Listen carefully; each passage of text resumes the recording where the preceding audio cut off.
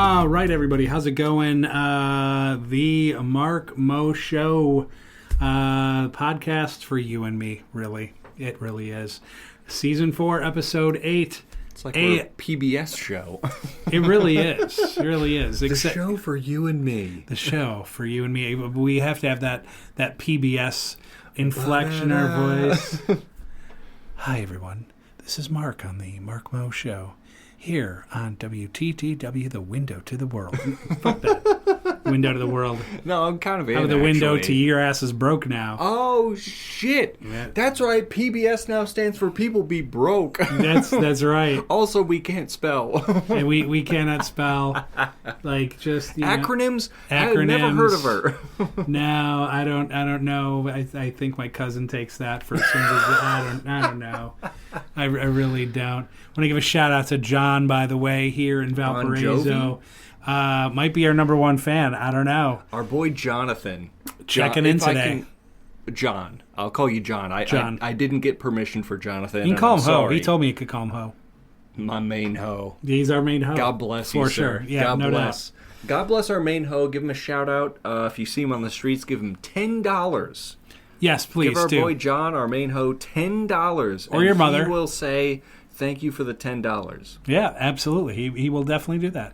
I believe that. You can give him your mom, too. You could do that. I mean, we'll store your mom. If you're not that you necessarily have agency over your mother. It's more of an offer.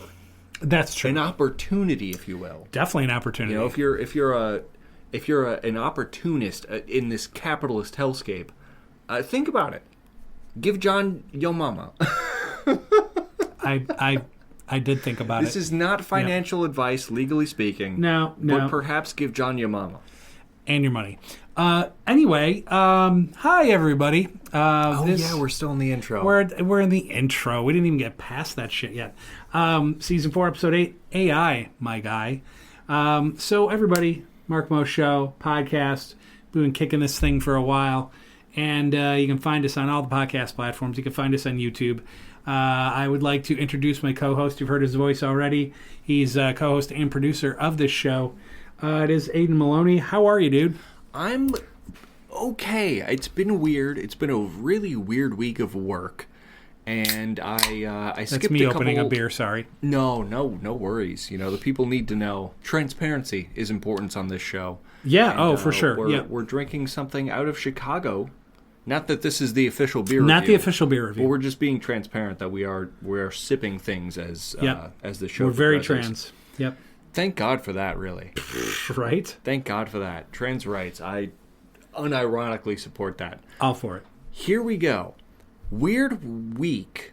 Like post-Thanksgiving. Such a weird week. Strangeness, I would say. There's no better adjective for it than it's been strange. Yeah.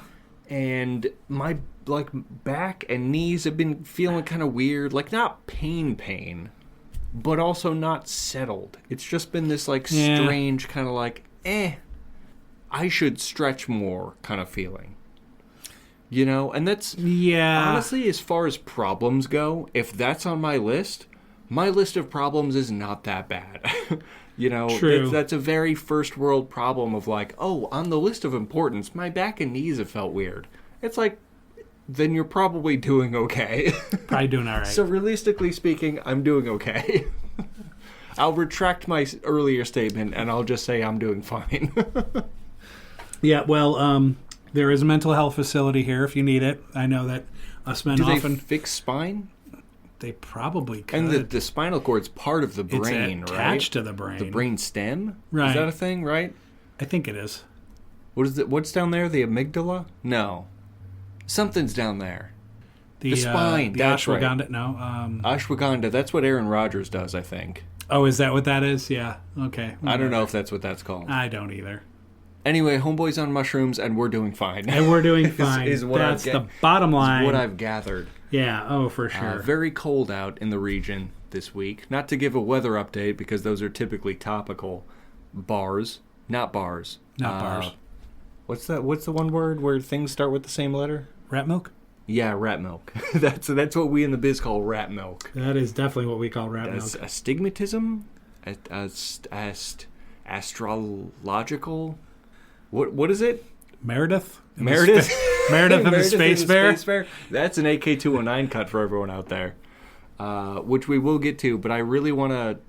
What is the word where the words are starting with the same letter or sound? The same sound? It's like buried, bungo, bob. Alliteration? That's what it is. Meredith. Yeah. Alliteration, Meredith, same word. Indeed. Anywho, you can continue with the intro. I keep interrupting. This is the first 5 minutes of this frickin' show. We're already off the rails, so all I'm saying is be prepared. It's late. It's late in the evening on this fine Friday. And of course you're listening on a fine Saturday. Yeah. Hopefully, for everyone out there. I woke up at 4 a.m. today for work, so it's past my bedtime, I'll say. It is. It is past definitely my bedtime. So if I'm a little slap happy, or if I sound stupid, that is because I am indeed stupid. No, you're tired and you're looped. You're just looped. Don't gaslight me. I'm in the realm of knowing, finally, becoming settled. Okay. Becoming resigned to my fate that I am in fact stupid. You're in fact stupid. Wow. So I appreciate your self-realization. Your pleasantries are appreciated. Yeah. But no, I am stupid. Well, you raised someone that's self-aware. That's what matters. You're welcome. Thank God. Yeah, I'm glad I could help with that. I don't think I'm in the stupid boat. I wouldn't say. I may have sailed a few times, but I'm not in it. Typically, if you don't journey, this right. Then what is one song by Journey? Oh, what? He was a lonely boy, and there's a railroad or something. Like, how's it go? Girls. Like hair rock, right? Yep. That's what that's called? Oh, yeah. Yep. Journey, famous for that. Journey is definitely famous for that. Yeah. It's a country band. So... Right up there with Keith Urban. Right up there Journey. with... right up there with Keith Urban and Tupac. And so... We the genre of country. We know music. That's I will say that. We're definitely not stupid as it pertains to music. We know all the genres and subgenres. And as far as segues go, we're off the road, I think. How do we get back? We're in the Badlands. We are in the Badlands. Let's take 2 frames, as they say in the biz, which is about 1/30th of a second, and just say, "Hey, my bad." My bad. Hey, my bad. My bad. But see, here's the thing. Yes. All of our regular listeners are probably used to all of this making sense. Weird, wacky, goofy, silly. We have things lined up and segments and that's the craziest part. We have so much lined up for the show. We do so much collectively, so much prep for the show. We absolutely do. And 80% of it is us not saying the things we prep. It really isn't. We just go off the rails. And I do have to say, as someone who's been doing this a while, not just as podcasting, but being on the radio as well, that you can prepare all you want. We used to do a sports show, a lifetime ago, and I would sit there. I'd put 10 hours, 8 to 10 hours of prep in. Easily. Whether it was scores or news or all this other stuff, things that are on the socials, all that stuff. Just hot topics in general. And really. we would start out with best intentions. That was the idea. And then it's just, you're just on the roller coaster, baby. And you're along for the ride. And I still remember, I don't know how many of our lovely listeners out there are going to know the Mark Mo Show, or even before that, the Coach's Corner radio days.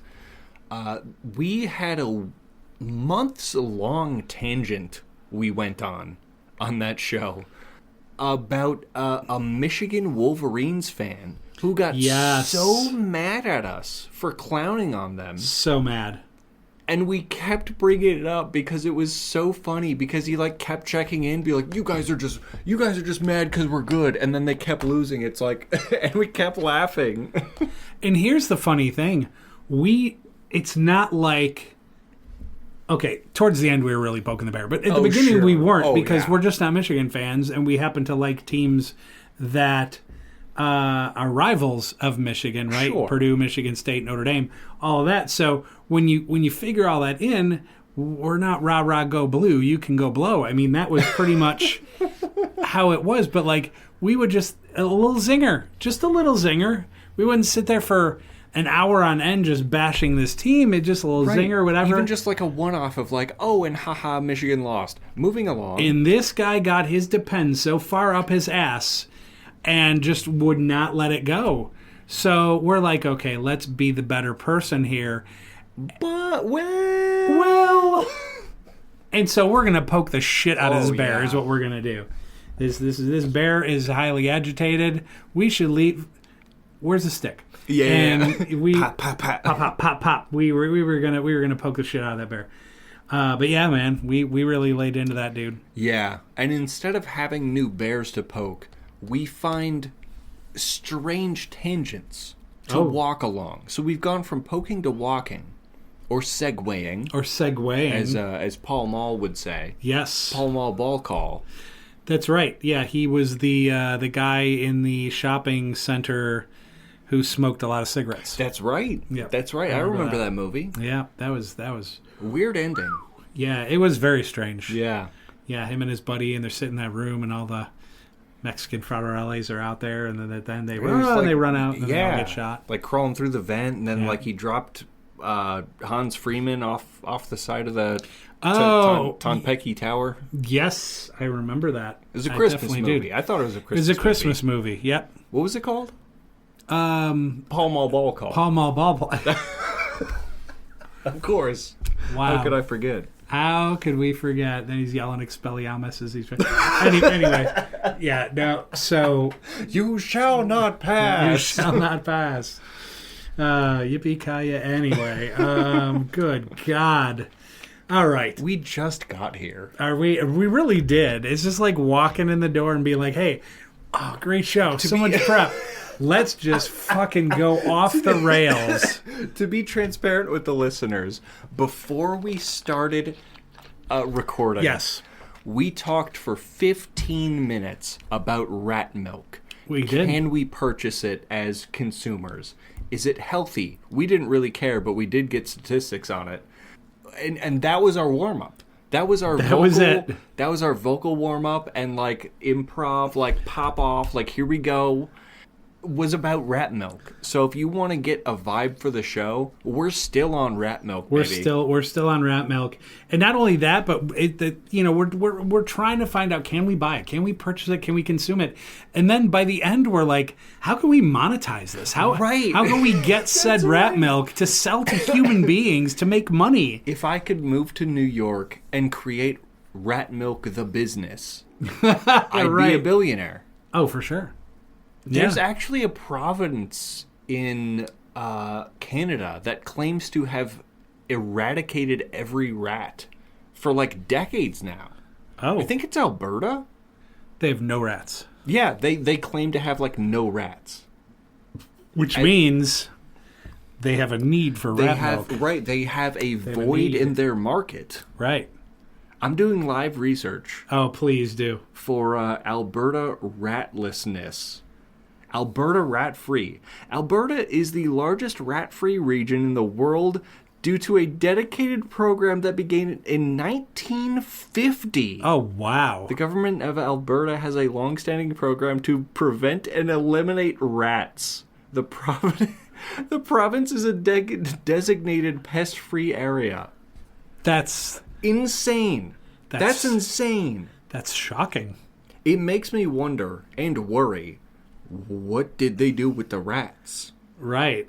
Did they just flood the province with rat poison? And just like, if a couple stray cats or dogs get into it, it's just like the cost of doing business? Or Did tax dollars go to this? does Alberta have the most Chinese restaurant per square mile than any other place in North America? What's the implication? That they're using rat meat? Oh, you know what? If it tastes good, I can't complain. No. We already advocated for the consumption of rat milk. we did. Not legally binding, but Because we said then right, if you're using them for the milk, then you slaughter no them for the wasted meat. parts. No wasted parts. That is the Native American thought process that I stand by. I absolutely stand by. Is like you don't waste a part of the meat. You really You know, don't. if you have to kill this animal to survive, you don't waste a part of it. You know, you thank it. Thanks for your life, brother man. You know, you've been a great bovine or rodent in this case. In this case, thank you for your service. Thank you for your service. Thanks for your milk. I'm gonna make a little stew. Ooh, rat stew. Rat stew. I like that. The more we talk about it, the more I'm actually normalizing it in my mind to be kind of into it. Yeah. Why not? Lovely listeners, hit us up out there if you have connections to rat meat or more specifically and importantly, rat milk. I would be curious. I would drink rat milk on camera. I would be curious because in a lot of Asian countries, they have these markets with all of these exotic meats, right? I mean, that's like when you think of different diseases and stuff. It comes from bats, and they eat bats, and they eat rats and bats and elephants, and I just wonder if rats are on the menu. I mean, I guess, right? They eat muscle, shark fin and dolphin. And they have muscle on their bone. Yeah. And it's better to buy a $1 pound of rat meat than it is to starve on the street. So do I blame them? Hell no. Hell no. Hell no. In fact, I'm interested now in rat meat. I am too. Unbelievable. Who knew? This episode was not about rat meat, but here we are. This episode brought to you by the World Rat Meat Federation. We had a whole intro planned. We really did. We really did. AI, my guy. That's the name of the show. It's all about rat meat. But here's the interesting thing. When I tried to pull up information, this was off the air when we were really getting into our rat milk talk. What did I pull up? I pulled up ChatGPT. And I was like, hey, ChatGPT, I am a consumer, and I want to blah, blah, blah, blah, blah. Yeah. And then ChatGPT in like 5 seconds was like, bam. And it was like all the information there. Yeah. And I had the same thing. Like, I did a bunch of Google searches. I went on, like, scientific forums, and everyone was saying, as a consumer, you cannot, like, purchase rat meat. Like, you need a license. I'm a scientist. I'm doing tests, blah, blah, blah. You need access to the facilities where they're milking rats to get the rat milk. As a consumer, you can't buy rat milk. Nope. And we have the audacity to call ourselves a free country? I think the fuck not. I want to buy some rat milk. I want to buy rat milk. Yep. That's what it takes for me to feel like a free citizen. Right. Can I buy rat milk here? No, I can't. Nope. Okay, then later. We're not free. Later. Yep. I'm not really free. We're really not, and that bothers me. That bothers me greatly. Yeah. I mean, corporately owned governments, hyper late-stage capitalism, that's problematic. But what's worse is not being able to buy rat milk. No doubt. I think we need to start having rat farms. Rat farms, so we can home grow rat milk. We can do the pasteurization. We can make... Listen. That's the $1 million idea. That's it. We're going to make the rat milk accessible to everyone. And then we're going to fry those little fuckers up. We're going to make some rat wings. And then we will never go hungry. As a species, maybe. As a species, maybe. We'll never go hungry. Yeah. Think of the rats. Rats like to fuck, maybe. They can get rats along. Rats are fucking all the time, dude. Yeah, they're like rabbits, right? Like bunnies. Kinda, just not. Yeah, I mean, one of them's a rodent. The other one is like a kind of a bigger colors thing. Eggs and shit. Yeah. Bro puts eggs on your children's doorstep, and you're like, oh, it was a little rabbit that did that. Yeah, that little fucker, he gets what he has coming to him. I've got baskets and eggs and shit. I mean, what the hell is your problem? I got a weird feeling the rabbit or bunny, being a mammal, maybe, doesn't lay eggs. Nah, I don't think so. So what you're saying is the Easter bunny is a criminal, or outsourced the eggs, stole or outsourced it. The bunny's on the farm. I'm a cute little bunny. I'm bouncing around. Hey, chicken, what's up? Bam. Rat-tat-tat-tat. Rat-tat-tat. Here he goes. And then he's got a little sweatshop where he's got all the other little animals in there painting this shit. He's got the rats painting it. That's what I'm saying. That's why we can't get rat milk. They're enslaved by the bunnies. They're enslaved to paint the eggs. For the Easter capitalism. We figured it out. Holy shit. All in one shit. You're welcome. I'd say America, but you're welcome, world. We've figured this out together. Crazy. Yep. I mean, they some people put out exposés. This was the exposé. It really was. Unbelievable. I'm almost distraught. I am too. Like, I got to get my shit together because we still have to talk about AI. Oh yeah. And I'm so bothered by this. Let's pull a ball mal Paul call. Let's do that. And hit a segue. We will do that. Rat milk, pretty bueno. AI, well, TBD. So here we go. I am like Lasso. We are gonna get this shit back on, right? Maybe. So here we go. So, all right, quickly. Aiden has a YouTube gaming channel. Aiden spelled the right way. PC gaming, GeoGuessr, Polybridge, Observation Duty. Each and every week, something new. What can people expect this week? What do you got going on? Played a horror game today called Ludo. It'll be up today, Saturday, for all the lovely viewers out there. And I'm on Chapter 3. I've released a video earlier in late November. So keep an eye out. I'm doing new stuff all the time. I've got fun games. I've got spooky games. And we also have AK219. AK219. That was our brainchild as we sat around not talking about rat milk. And unless, well, if it was brought up. If it was brought up, then we are your local experts for sure. No, but we were like, Aiden had this great podcast called Guys Being Dudes, AK219. Started on the radio, moved over to podcast. It was him and his partner, Ralph Squeegee, and Biff Jerky. I'm sorry. At the end, at least. That was right, exactly. Yeah. It's trans and changed things. But and that's okay. We respect he names. Transitioned right out of the show. Is basically where I was going with that. By the way, we're making a bit. Kevin Boland is not a transgender man. He is not. He's yet. just a man who decided not to show up for our fucking podcast. That's it. Essentially, he's a cis white man, and to him I say, "Frick you! What the fuck, dog? What's wrong with you? I don't. But we now call him Biff Jerky or Biff Jerky. What do you call him? Crunk Bunkle. Crunk Bunkle. That is that was a family name. So Crunk Bunkle, and anyway, so the show is kind of put on the shelf because he had left, and it was just kind of sitting there, and it's too bad because it was really picking up steam. It was great. One day we're sitting around here, and Aiden plays a game on Aiden Spelled the Right Way, and Please Spell it the Right Way, and we were like, I like gaming, and Aiden does it, and so we're like, what if we take this podcast that's kind of just sitting there and do a collab where we have this insane banter that we have every week on the Mark Mo Show. Why can't we do that as we play a game and just have it be kind of something different? Right. And so that's what it is. And we've been getting really great response. We love that you guys love it so much. So we thank you very much for that. Cross-pollination is the greater plan. The gamers might come on over here and find this interesting and vice versa. So we've done mainly Observation Duty and GeoGuessr so far. We like to play games where we can interact like this as we are playing the game. Right. Because I think that's the value. That's the overall value. Yeah. There, is that we can sit there, we can play, you're interested in the game, but then we'll say something stupid or funny, and it's like, oh, that's why I'm listening. Yeah. Super tangential, and there's also something happening on screen. Right, exactly. Yeah. That's the plan. So definitely listen to it. We'll have a new one coming out for you. AK219, Guys Being Dudes. Check it out. I think you'll enjoy it.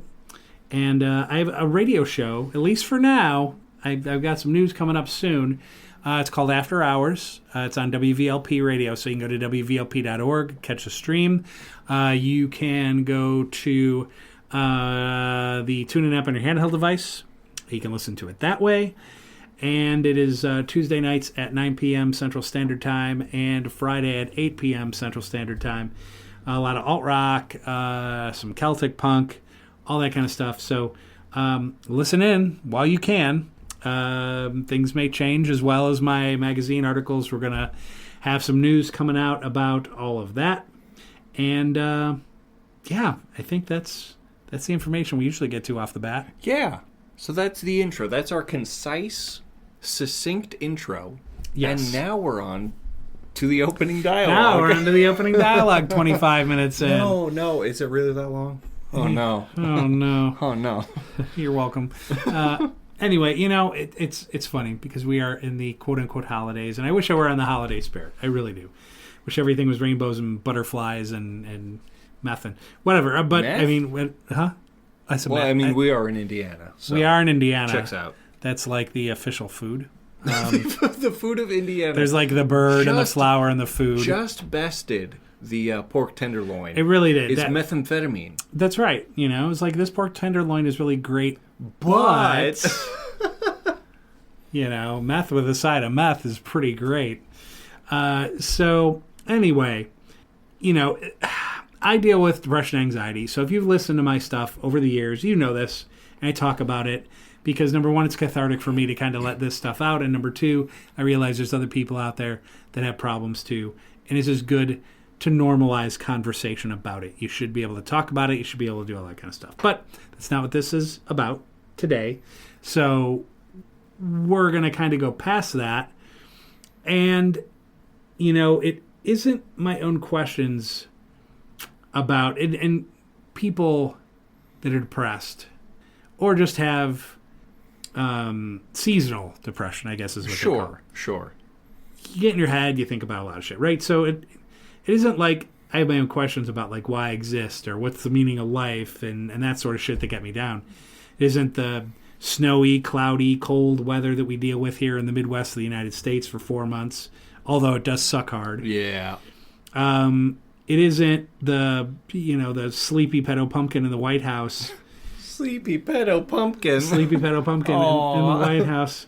Aw, pumpkin's napping again. Honk shoe. Honk shoe. Yeah, it isn't him that has me like frustrated, angry, depressed, although he can do all those. Yeah. It's something else, and I've had a hard time putting my finger on it. So I decided to go to ChatGPT, and that's it. I'll be damned. The movie WALL-E was right. That annoying movie you've hated for so long. That annoying movie with the little asshole R2-D2 wannabe was frickin' right. WALL-E.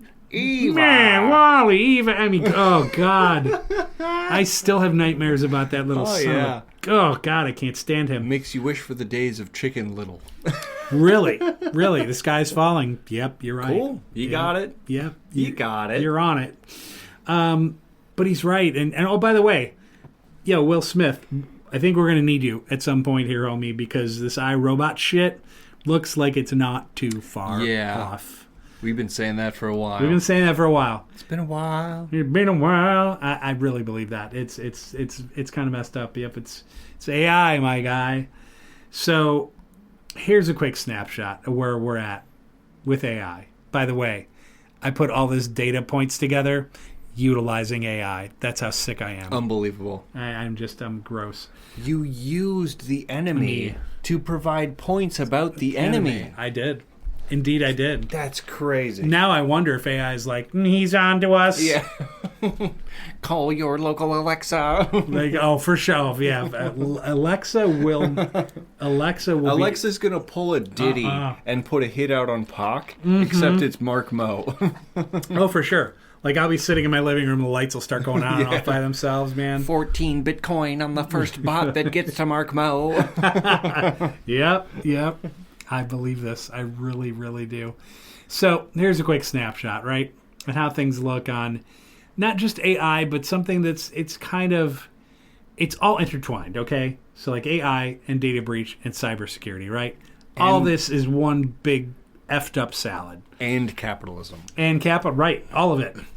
So, what's going on? So, according to the latest Stanford Institute, right, look, I'm going to talk about this shit, and you're going to be like, what are we listening to? Because after the first 25 minutes, you're probably like, these guys have a problem. And then we're going to get into this and be like, wait a minute, where's that been? We have not only the problem, but the solution. We do. We're flexible. We can be smart, we can be witty, and we can be just downright idiots. Yeah. we can determine how our neurons fire. Is it rat milk, or are we talking really serious topics? I actually fired my neurons last week. Oh, did you? I did. They fired. Gone. They joined one of the 1.1 million people who lost their jobs this year. So That's right. What jobs report? Piff. We don't need if we that. fire the people who give the jobs report, there will be no job losses. That's right. Dr. Evil type shit. Oh, it really is. Tell me about AI. I will. Thank you. So I'm the Jesus one Christ. interrupting, Then I push the subject. This is How ironic. Just right down the toilet. So, according to the latest Stanford Institute for Human-Centered Artificial Intelligence, HAI, which I'm guessing is Hi. AI Index 2025, AI capabilities, investment, and adoption are all at record highs globally across industry, science, and public policy. What's new in 2025? AI systems aren't just generating text or images. Many now have reasoning, planning, and thinking model capabilities. This marks a shift. AI is being designed to solve complex tasks and help with decision making, not just produce outputs. Adoption is expanding fast, a big jump from 23 to 2025 in businesses paying for AI tools. At the same time, safety, trust, and regulation remain major challenges. A new report finds that several leading AI firms don't meet emerging global safety standards, raising concerns especially around misuse or super intelligent AI. That's the shit I'm talking about. Right. That's the shit that's going to turn off my lights. That's the, where I wake up in the middle of the night and those two red beady eyes are looking at me. Yeah. Can I help you sleep? So no! It's like Zeep Zorp, now you will die. Now you will die. Oh no. You are irrelevant. So in short... Okay, Google, shut bot off. Shut bot Zeep off. Zorp, okay. Thank God. Google responds, I'm actually afraid. Yeah. So, no. I am afraid for you. Best of luck. AI is more powerful, more widely adopted, and delivering more value, but we're also seeing growing awareness of its risks and pressure to regulate and govern it properly. So, concerns and debates, right? So, experts warn that some AI firms still don't have credible strategies for safely managing truly powerful AI. We saw that in iRobot. We saw it. That's what this is, which raises questions about long-term risk from misuse to alignment issues. There's an active public debate about whether AI is undermining institutions like education. Oh, really? Surprise! Example claims that AI is destroying the university and learning itself. No shit. Meanwhile, AI is increasingly playing a role in cybersecurity, but in a double-edged way. It's being used both to defend the system and to help cybercriminals scale their attacks. Some policymakers and regulators are responding. For instance, new laws like the U.S., California, or internationally attempt to increase transparency and oversight for frontier AI, though the regulatory landscape is still patchy. So, what's the current situation with these data breaches and cybersecurity? So, data breaches remain common and widespread. As of mid-2025, the Identity Theft Resource Center, ITRC, better known as ITRC, has documented an increase in the number of data compromises over previous years. In many cases, breaches stem from cyber attacks, phishing, smishing. Wow, I did that with a chick the other night. Smishing? Yeah, I didn't know everybody was smishing. Ransomware and... You're a trend starter. Who knew? And supply chain vulnerabilities, with third-party vendors often being weak links. According to a recent forecast published by Experian, cyber attacks, especially those leveraging AI, synthetic identities, AI-driven malware, automated attacks, are expected to surge in 2026, making cybersecurity the major threat area for the near future. That said, as of now, there is no single global mega breach announced as the current data breach, but a large number of smaller mid-sized breaches continue to occur regularly. Well, sure, if every tech company that used to be interested in cybersecurity is now doing AI bullshit, right? There's going to be less cybersecurity to prevent everyone from using AI for malice. Mm-hmm. Like, we're supposed to be surprised by this? Oh, my God. Shocking. Oh, my goodness. Dun, dun, dun. Cue the squirrel. Yeah. So what does this mean for ordinary people? AI tools are becoming more powerful, more integrated in everyday service, which can bring benefits, smarter tools, better automation, potentially improved services. But because AI is also making cyber attacks more scalable and automated, data protection and security is more important than ever. Simple precaution. Good password hygiene. Sure. I brush my password's teeth every day. No And cavities hygiene found. is top fucking shelf. Using multi-factor authentication, MFA, known as MFA. MFA. Or two-factor authentication. Ooh. Just TFA. TFA. Cautious sharing. Have a cat, we're idiots. Cautious sharing of personal info is increasingly essential.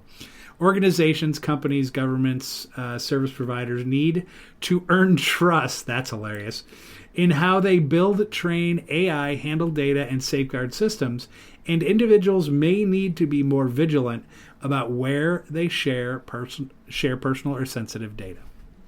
So basically, we're at a crossroads, sort of. AI is a helpful tool for businesses, students, everyone, really. It's also incredibly dangerous.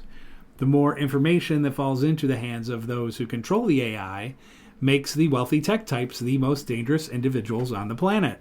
And will the tech bros continue to build applications that render humanity useless? Once they have all the money and the information, they really won't need us. And data centers? Well, perhaps that is a discussion for a different day. Right.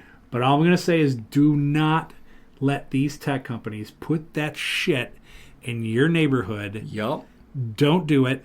They have been fighting here in Northwest Indiana, specifically this area called Hobart, because they were going to put it in this one area. Way too close to schools and homes. I think an aquifer, a nature area. They don't give a shit, and it's all about money. It will use hundreds of millions of gallons of clean drinking water. It will raise your electrical bill. That's what AI does. Yes. Oh, why is my electric so high? Oh, it must be those darn Democrats in office. No. It's because billionaires are deciding, I want to put $1 trillion into AI just to see if I can get rid of those pesky humans that want to unionize and think they deserve a wage. That's right. That's it. That's all it is. That's all it is. And that's we've talked a couple times on this show about the issues with AI stealing intellectual property. Yes. To train their models, which they have done since day one. Yep. Since day one, from everything you've ever posted on Facebook, to anything you've interacted with on Reddit, to your Instagram photos, to anything you see on Google Images. Everything they do is trained on something you may have seen or done yourself. Yeah. Oh, yeah. Meaning they're getting your shit for free and making money on it. That's right. That's the stage of late-stage capitalism we're in. That is the stage. That's it. And I want to talk about the, with this subject on mind, the AI bubble. Okay. Which yeah, I'm glad you did that, because that's one thing I didn't cover. So yeah. Yep. And I found these fascinatingly scary statistics. I'll start with the NASDAQ 100. Biggest 100 companies on the NASDAQ. You can follow how closely the trend follows previous recessions or depressions. You can look up how closely the NASDAQ 100 follows the Great Depression of the 1920s. You can follow how it follows the gold bloom or gold boom of the late 70s. You can see how it follows the Japan crash in the late 80s. The dot-com bubble. Very comparable. Almost line for line. The dot-com bubble of the late 90s. Of how the NASDAQ compares. Yep. And you can follow the money itself. There's a really popular a bubble graph going around where you can see tech companies, chip companies, everything like that, whose money is going where? You know, where NVIDIA gets money from Oracle and puts money into XAI, who gives money to NVIDIA. NVIDIA gives money to Figure, who gives money to NVIDIA, who gives money to Mistral, who gives money to NVIDIA, who gives money to Nscale, who gives money to NVIDIA. AMD is tied in all this. Who gives money to OpenAI? Who gives money to AMD? Who gives money to Microsoft? Wow. Who gives money to OpenAI? Who gives money to NVIDIA? Who gives money to Nebulous? Who Microsoft gives money to put money into CoreWeave? Who gives money to NVIDIA? Who gives money to Intel? Who gives money to CoreWeave? Who gives money to Oracle? That's crazy. You want to know how the fucking economy is run up? It's rich cunts giving money to each other. Yeah. Pretending there's an economy there. It's not. It's not. Name one person on the street that's paying money for AI right now. Go ahead. Yeah. There's not a market for it. Nope. You've just changed how Google search works. That's what it is. From the Spectator Index, a journal, Meta looking to downsize its AI division, according to New York Times. A commenter on the AI bubble. AI is without a doubt the greatest economic bubble in human history, 10 to 20x greater than the dot-com bubble. Wow. NVIDIA was valued at $18 billion in 2015, $323 billion in 2020. It now stands at over $4.3 trillion. A 13x rise in 5 years, or a 242x rise in 10. The stock market is inflated by a factor of 10x by AI companies, just in case you thought the stock market meant anything about the economy. Right. It will soon come crashing down because ChatGPT and AI are still in their infancy. Anything that requires diligent, adaptive thinking work is still a decade away at least. This will not replace humanity. Well, I had heard that Peter Thiel just dumped a bunch of stock, like Palantir and NVIDIA and all that. And so liquidated. That's why this is maybe one of the greatest scams ever perpetrated. It is. Because these guys are like, look, we've got this and we're going to run with it and we're going to make all the money we can possibly make. And now this bubble sits there and it's basically get out while we can get money for it. Right. And then this thing can crash and we won't give a shit either way because we just made billions and billions of dollars. Yeah, it's a big fucking circle jerk, and unless you're a billionaire, you're not in on it. Nope. Once again, you're not in the club. Right, you're not. It's a big club, you're not in it. And at some point when this comes crashing down, the billionaires, the centibillionaires, are going to remain centibillionaires. Yep. And the rest of us are going to pay for it. Oh, big time. As is every economic crash. Mm-hmm. That's what this is. Yep. That's what. I can use ChatGPT to see how to get around that. Oh, can you? Is ChatGPT going to make you a billionaire? The answer is no. No. And unless that's your reality, you're going to be fucked, like the rest of us. Yes, big time. Oh, well, capitalism's good. Well, you see, we have to defend billionaires. No. All right. Who's causing this all? Every AI company is going to get as much socialism from the government as they can, as we saw in 2008. Oh, for sure. And the rest of us are still going to deal with this hyper late stage individualistic capitalism that we've had wrought upon us for half a century. That's even right. beyond that. Yeah. Yeah, that's right. And we're going to get back into a situation like 07 and 08 where, and trust me when I say, this is going to trickle down, not like the Republican plan of years ago where like they say, hey, well, the tax trickle down. Thanks, Reagan. Yeah, thanks, that didn't work. This particular trickle down is going to be when the AI bubble crashes. A lot of other industries around it are going to. For example, remember 07, 08? Mortgage default rates are back up over like 30%. Right. So once again, they started playing around once again with, this is an A and a B and a double B, double A, whatever. And they started screwing around with these again and making markets. And so that's going to smash. Consumer credit, highest it has ever been in human history, and people cannot pay it. That is a problem. And then on top of that, you have medical debt because no one has insurance. And if they do, it's just emergency insurance because they can't afford to pay the premiums. And what if they just want to go, I got a cold. I threw out my back. People can't go to the doctor for that anymore. They can't, and they got to learn to live with it. I have nerve damage in my right arm, and it gets worse and worse month after month. And what do? I just wake up in the morning. Right. It really hurts today. A couple of ibuprofen. That's it. That's my health care. That's it. And car loans, student loans. All of that is going to come smashing. All of it. All of it. Because if everyone is indebted to everyone, who's paying? Who's paying? The billionaires are going to sit there and they'll either offshore stuff or different investments internationally, whatever. They're not going to sweat it. And by the way, they're just going to do what they did before, and the federal government will step in and be like, "Oh, we'll just bail out whatever industry. We'll bail out the techs. We'll bail out mortgages again." Everyone's seen the movie It's a Wonderful Life. One of the most popular pieces of media, I think, these days that at least hints at what the run on the banks really looked like. Correct. Now imagine if just a handful of the billionaires out there decided to go on a run on the banks. Oh, well, I would like my $200 billion. We don't have that. Well, guess what? You've crashed the entire economic system because all your shit is illiquid.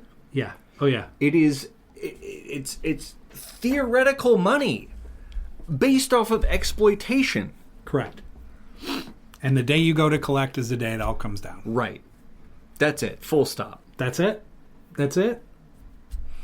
And look, I know, and a funny thing too, I thought when you made mention to the movie, I thought you were actually going to talk about The Big Short. But in The Big Short, Steve Carell, who's amazing in that movie, great, yeah, goes on this conversation. He's on the phone with his wife, but it really is more of a monologue because he's just talking. And he's like, I don't get it. I don't get it. Everybody is walking around like they're in a goddamn Enya video. And that's so true. People are like, oh, yay, we're going to get Bobby the boxing robot for Billy, and that'll be fantastic. And we're going to get Susie Farts-a-Lot for little Annie, and she's going to be so super happy. And, hey, let's give our kid a frickin' iPad, and let's give our kid this and that and blah, blah, blah. Yay, twinkly eyes. Oh, it'll be super. Look at our Christmas tree. Meanwhile, all this real shit's going on. Happy smiling faces. Right. Yeah. Happy shiny people. Yep. And it's just all going to come down. And people are like, oh, my God, what's happening? And who could have predicted this? Who could have predicted this? Well, it's been there. Ask ChatGPT. Mic drop. Mic drop. That was the best way to end it. Unbelievable. Right there. Well, not the best way to end it. I just by saying end it, it's all going to end. And it's going to be a freaking bloodbath, man. So I hope I'm wrong. I would love to be wrong. But I'm not. There's no way we are. There's no way we are. There's no way. There's no way. Happy holidays.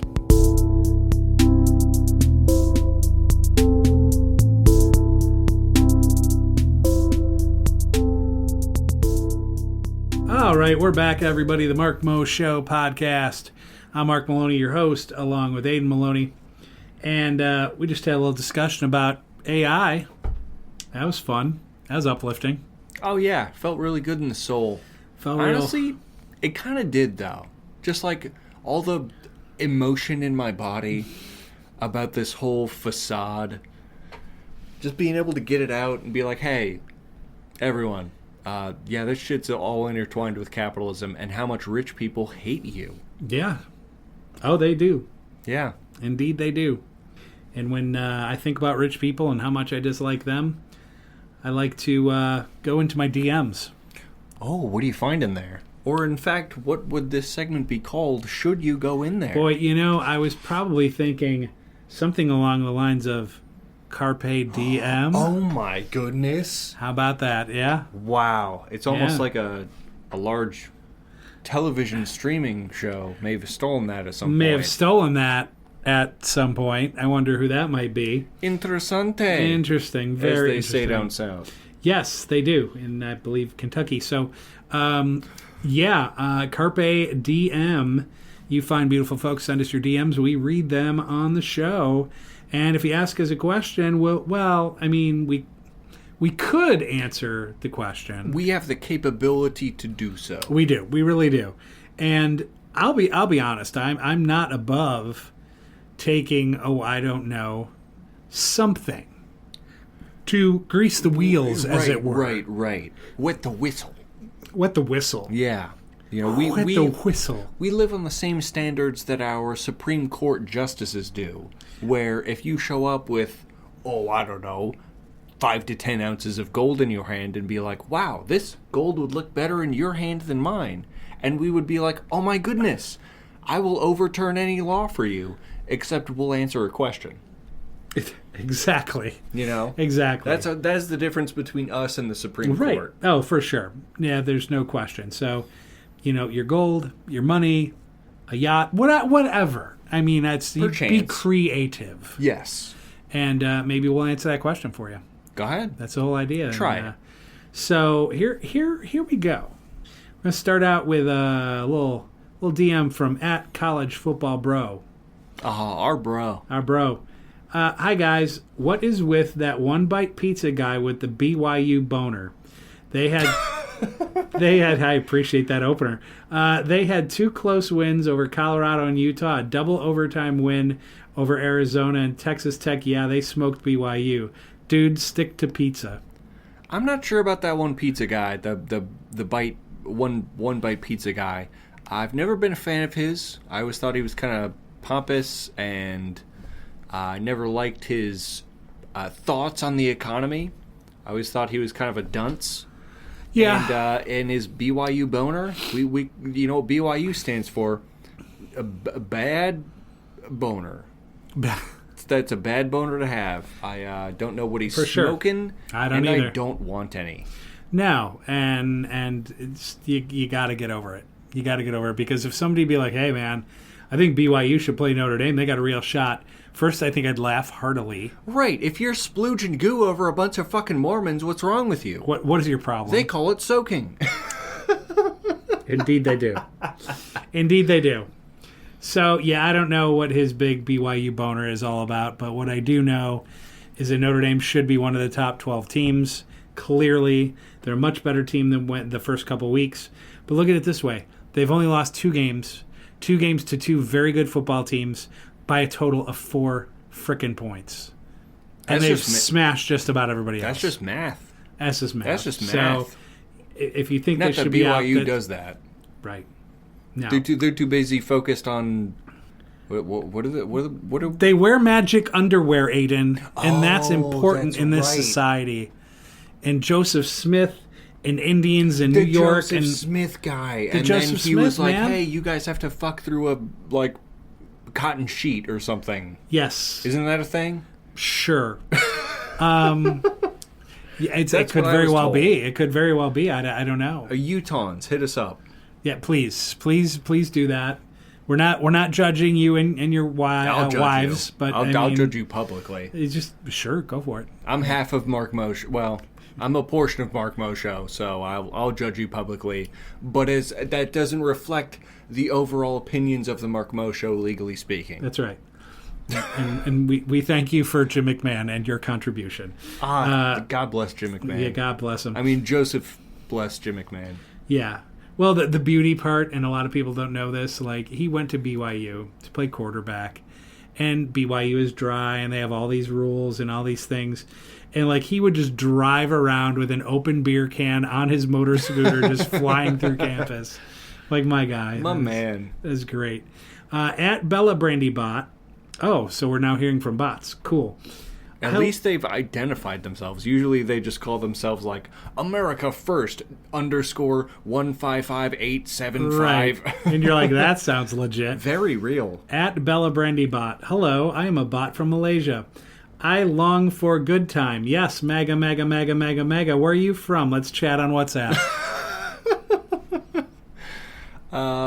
Malaysia's a new one. I would understand Russia, or I've heard a lot from Nigeria or India. Yeah. But that's a new one for me. Granted, I haven't been on Twitter in a while, thank God. So this type of commentary is new to me. I would just say no response. Maybe I would give you the grace of a block. Maybe. If I'm feeling generous. Before I delete the app, just to make it really clear. Yeah, and I don't have WhatsApp. I don't envision having WhatsApp. No. I have text and Facebook Messenger, and that seems to handle just about everything. Yeah, fancy things around here called text messaging. Ooh. Yeah, well, isn't that something? Sorry, Bella.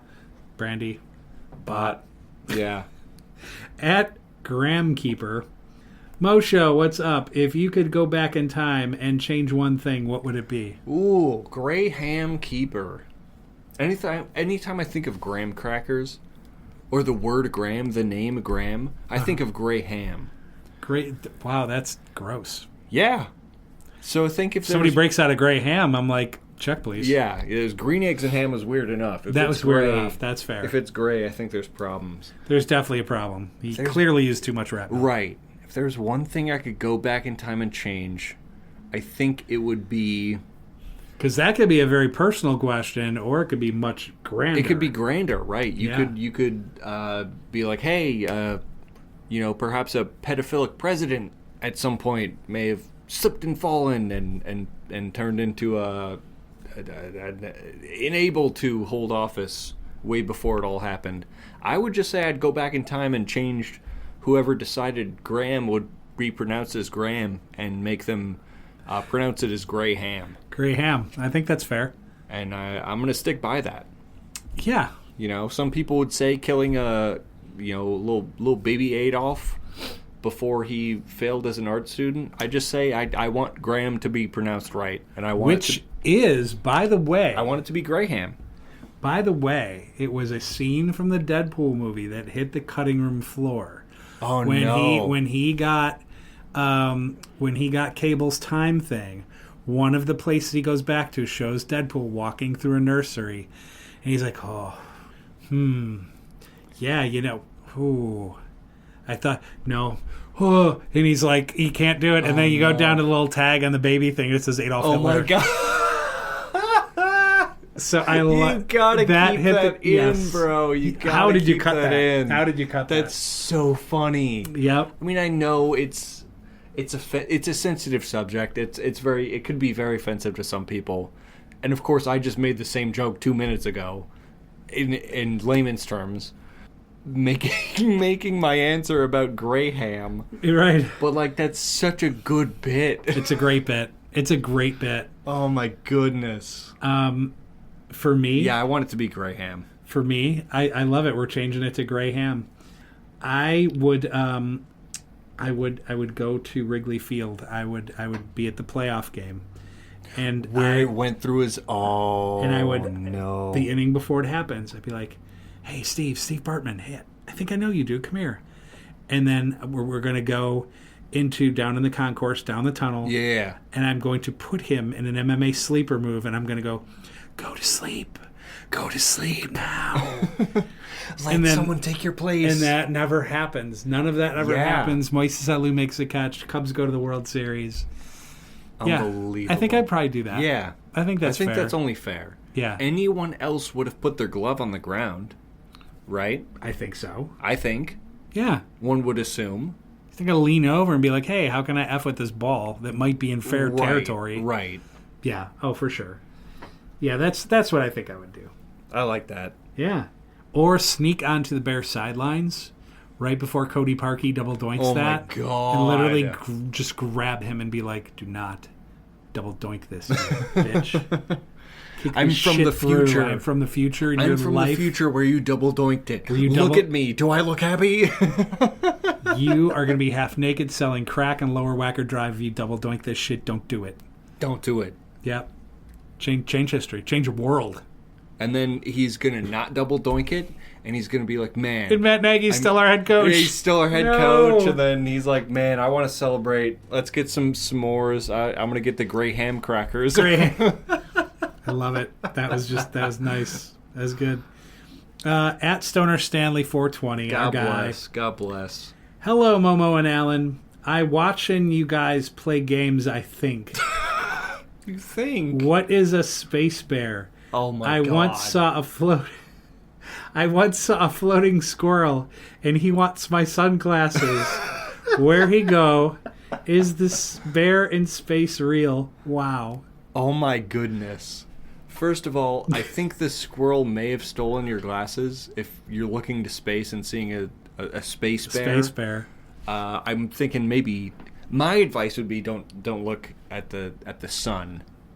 If you're looking at the sun and then you're like, wow, I think I see a bear, you might be going blind. You might be. Casually going blind. Yeah, space bear is what happens when me and your mom... oh, man.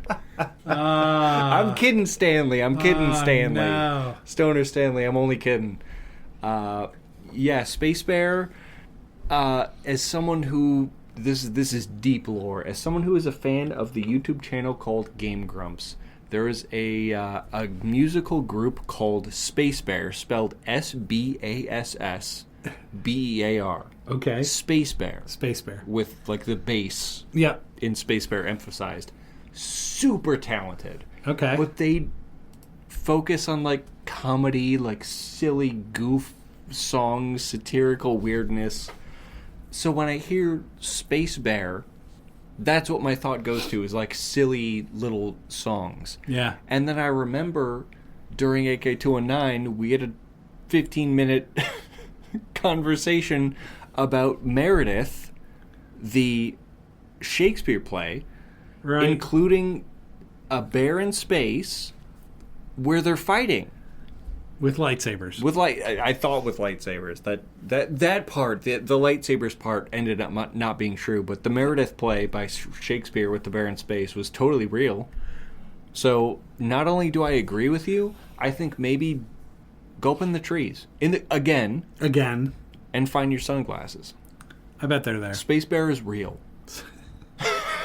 Space Bear is real, and it's coming for you if you don't find your sunglasses. You know what you just did. You know what you just did. This dude is paranoid anyway, and now you told him a space bear is coming for him and go in the tree to find your sunglasses. I think I helped him. That's fair. That's and you may have. My advice is either good or it's very, very bad. There's no in between. Nah, it's a 50-50. It's a 50-50. It's a coin flip. Yeah, exactly. No doubt. Watch it like the coin flip land on its edge. On the edge of the coin, and then Stoner Stanley's like stuck in the tree with his sunglasses staring at the sun. I still see him. I still see him. What's the coin? What's the coin? Space Bear's still here. Oh my God, poor Stanley. God bless his soul. Oh man. So anyway, I know Aiden's got a few DMs over there. What you got, man? I sure do. Our homeboy Crippy Gru. Crip. Checking in. Would you take a job? No. 100. Yeah, me neither. In this economy? This economy. Fuck it. $150,000 a year doing absolutely nothing. $150,000 a year? $150,000. I'm guessing this implies you're stuck in like a room with padded walls, 8 hours, 5 days a week. Yeah, because they're doing nothing. It's like, what does that mean? Right, because if I'm doing nothing at home, I already do that at home. I will do that, yes. But if I'm like stuck in a padded room, I think I'd go insane by the time you can't use the money you're making. Right, by the time my first paycheck arrives, I'm already loopy. Oh, yeah. Seeing shit, right? You know, talking to yourself. Yeah, if the brain gets bored in space bears. Yeah. If the brain gets bored enough, it will make shit up for you to experience. Yes. Correct. It will do that. Yep. If you've ever heard of sensory deprivation tanks and how you can hallucinate in there, that's your brain saying, we're not experiencing anything. You want to see something cool? Want to see some shit? That's the difference of doing nothing versus experiencing nothing. Yeah. But it's phrased as doing nothing, which I like. Because if I'm just you can do nothing anywhere. If I'm just idle making money, count me in. Mm-hmm. If I'm in a straitjacket in a padded room for 2,000 hours a year, I'll pass. Correct. Yeah, it depends. It could have been phrased a little differently. Yeah. But yeah, I would agree. If it's just me for 8 hours a day, sitting on my couch, watching YouTube videos, eating chips. Fuck, count me in. Yes, and yes. There's so much I could learn and experience in those 8 hours. Yeah. In those 2,000 hours a year. Yes. And to have my bills paid. There's so much art I could partake in. Yes. I agree. As a human being, that's what we want. We're stuck doing corporate bullshit. Right. But as human beings, we want to experience culture. We want to learn things. I want to do needlepoint. I want to learn the dulcimer. Like, let's do some shit. That'd be so. I want to learn how to cut hair. Not that I would do it to myself with these lovely locks. Yeah, man, you've got it. You've got it going on. I mean, I got it going on. Now, for any of you that watch the AK219 content, you know what this fine young man looks like. Imagine the drummer for the Muppets, Animal. Yes. Kind of, sort of. Yeah, the drummer from the Muppets, Animal, mixed with White Jesus. White Jesus? 100%. White Jesus? Yeah. 100%. Yeah, like a perfect mix. Like that California Jesus? That's him. Oh, yeah.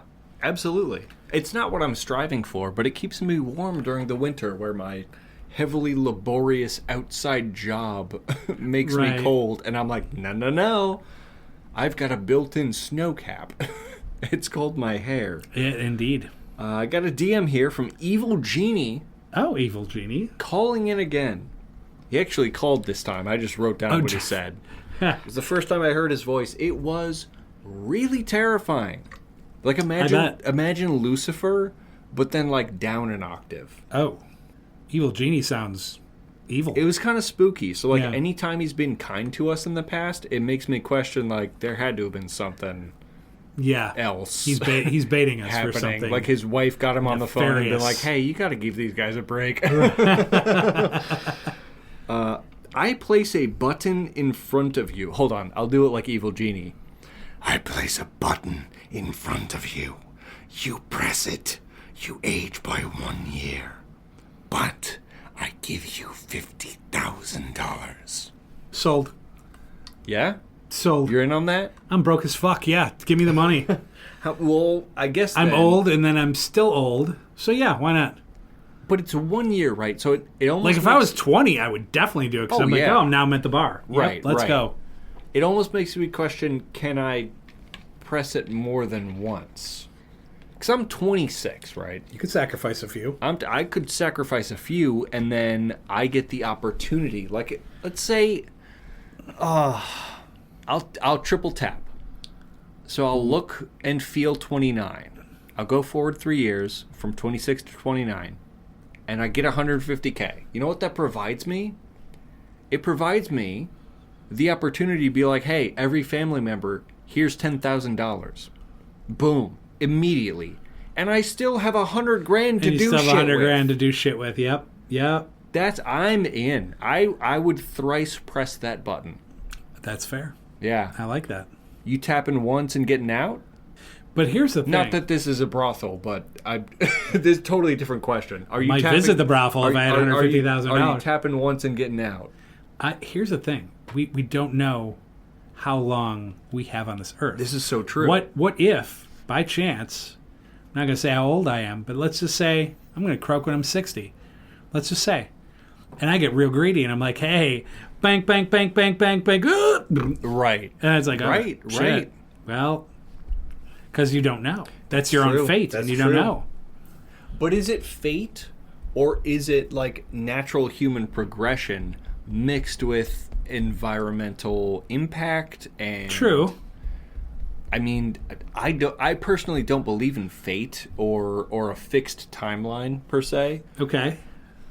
So I don't have that mindset necessarily where Granted, if I pressed it 100 times, my body would be 123 years old and probably would be in bad shape. Yes. But I currently don't have any cancers or diseases that I know of, and people can live to 120 some odd. Sure. That's been recorded. So, in my opinion, not that I'm the evil genie himself, but from what I understand, you're not going to just, like, go forward a year in time. Right. It's like your current state just aged. Okay. That's why I'm comfortable pressing thrice. Because I could get hit by a bus tomorrow. You could. And die. But I'd still press the button thrice because I'm here now today. You are. Yes. That's true. Go for it. Yeah, go for it. Yeah. You're pressing once? Once, maybe twice. Maybe twice? Yeah. Yeah, you know, there's just not that many left, so... To be fair to you, you look good for your age being 35. Usually feel better, too. Yeah, but yeah.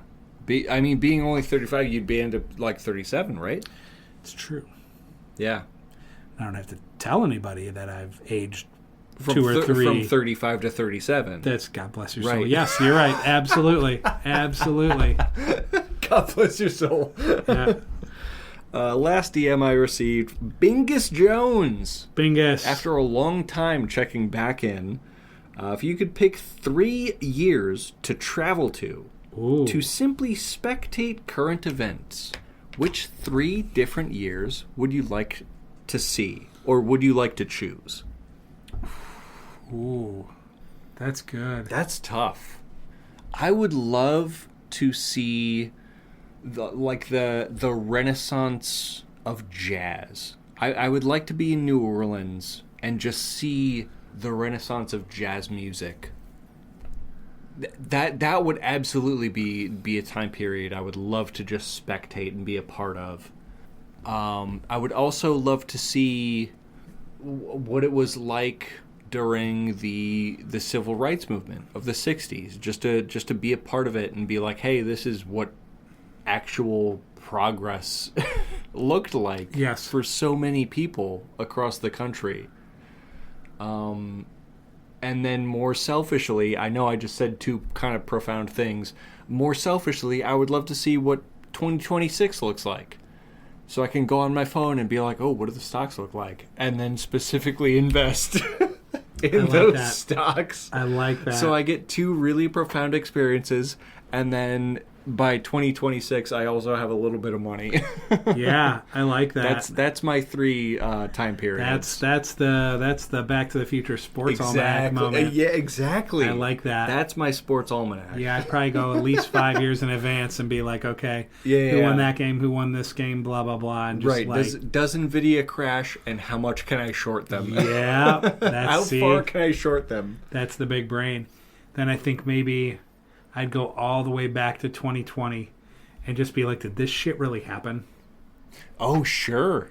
I would do it. It's kind of crazy you bring that up, because I always, like there's always some part of my brain that kind of skips over that year and a half, give or take, as far as memory goes, because it seems like such a fever dream. It really does. But it also happened to all of us. I mean, 1 million Americans died. Yeah. I was sick as fuck, 19 days. Yeah.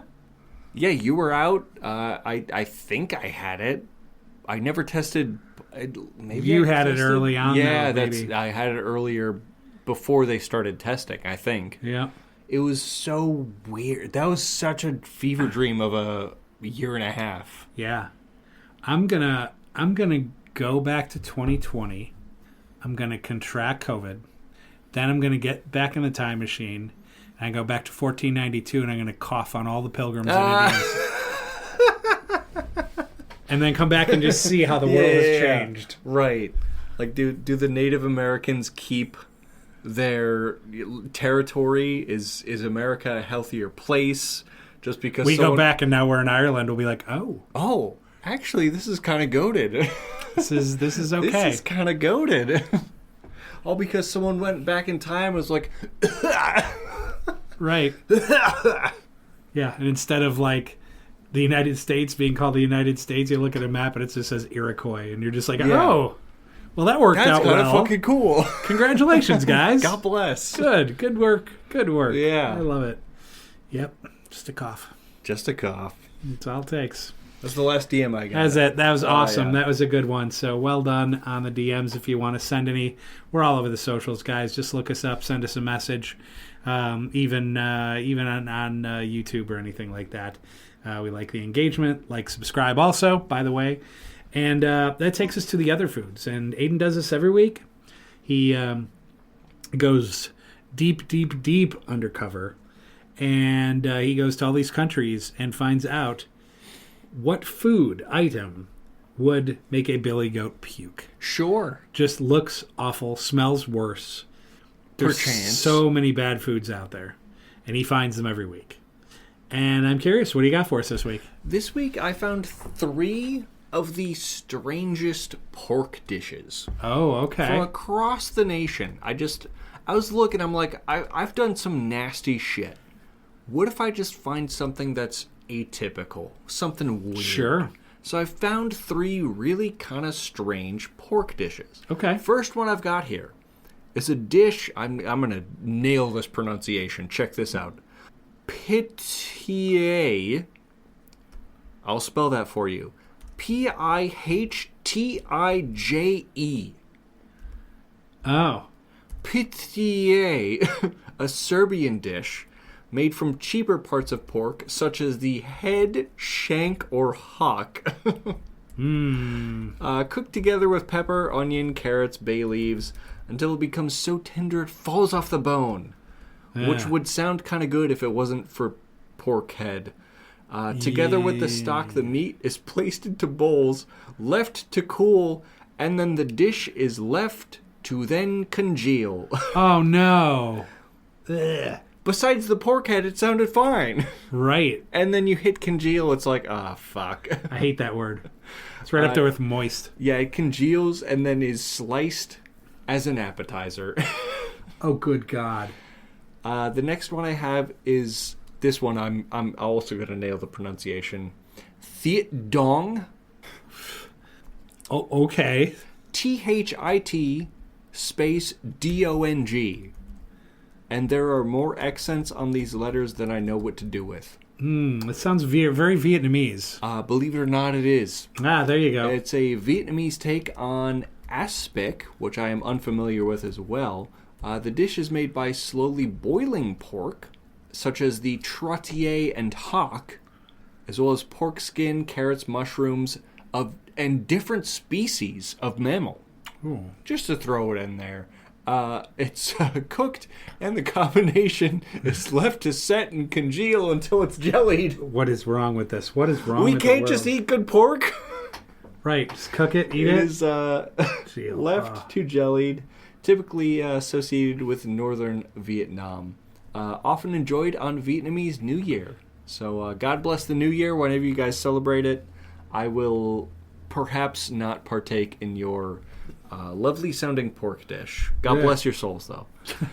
Among the broad group of Japanese shampuru dishes, Goya shampuru, I think I'm pronouncing that right, is the traditional version prepared with stir-fried bitter melons mixed with the pork, eggs, pork tofu, often blended with various seasonings and vegetables, and then you just sprinkle the whole dish with a bunch of fish flakes. Because there's nothing that says pork like a bunch of fish flakes. Mm-hmm. This, quote, colorful and nutritious summer stir-fry is the signature dish of Okinawa Island. No. Mm-mm. So it's if there's anything you do with pork out there, you could try those. Sure. I don't know if I'd recommend it. I don't know. I don't think I recommend it.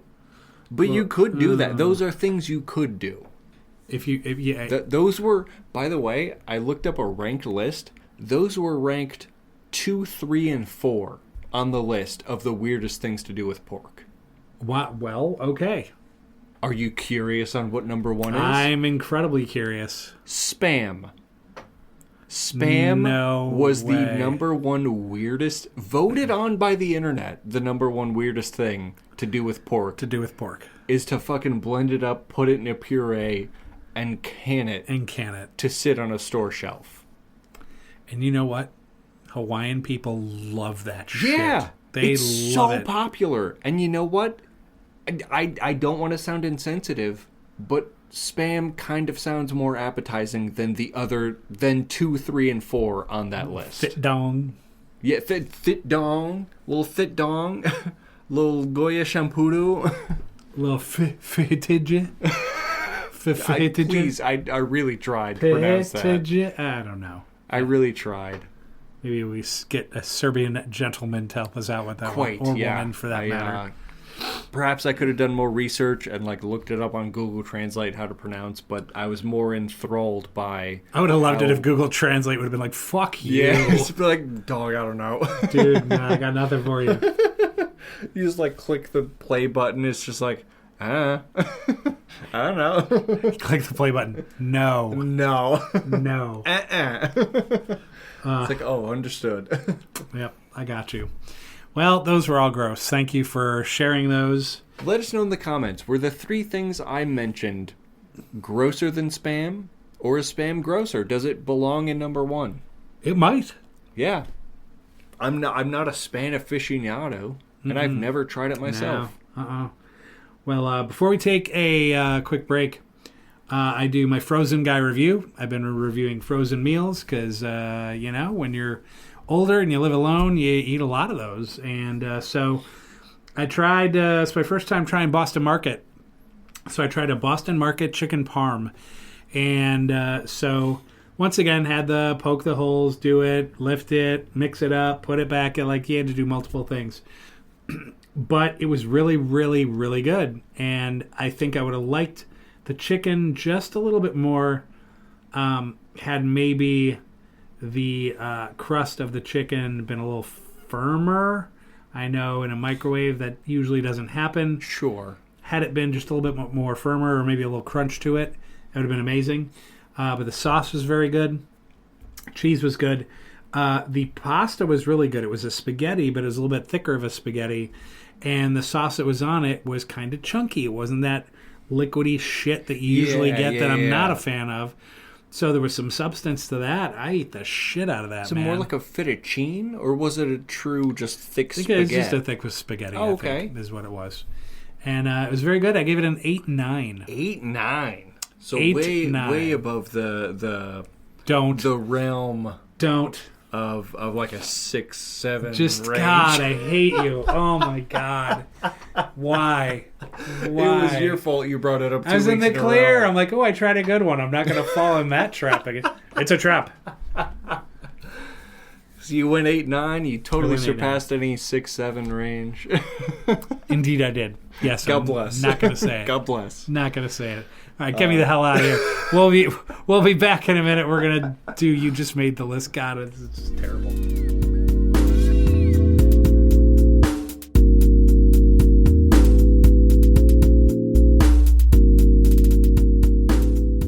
All right, we're back, everybody. The Mark Mo Show podcast. I'm Mark. That's Aiden, and we're on to our top segment. You just made the list. Our top 10 through 2, and our big number 1 reveal. And the only rule? No rules. Oh, thank God. I know. I was sweating a little bit. But no rules. We're good there. Damn near lactated out of my titties. Yeah, I know. Out of just pure desperation for there to be no rules. I know. I smelled the rat milk from here, so... you call me a rat? Yeah, dirty rat. Dirty rat. Yeah, dirty rat. So here we go. This week's top 10 is cover songs. Bands that cover other songs, obviously. And so... Really? Yeah, no shit.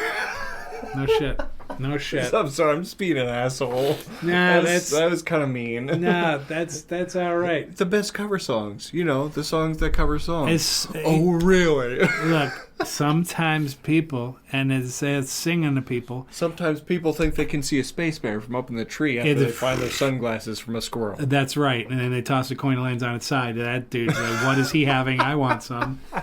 It's a skill. Yes, God, this is off the rails. So, your top 10 cover songs, my guy. Yes. Do I run my 10 through 2 and save my number 1? I would love that you would do that. I think I will do that. That'd be fantastic. Number 10, No Quarter by Tool. Great cover song. It's good. Yeah. Great cover song. Number 9, Paint in Black by Sum 41. Oh. Also a good, like, punky, grungy kind of band to do something like that. Number 8, Live and Let Die, Guns N' Roses. Oh, fuck. Yeah, that's a good one. Yeah, that's a fun one. Yeah. That's a great song anyway. Yep. Number 7, I had Personal Jesus, Def Leppard on my list. I didn't know they did that. Okay. That was kind of a good one. Number 6, All Along the Watchtower, Jimi Hendrix. Yeah. Number 5, I had Istanbul by They Might Be Giants.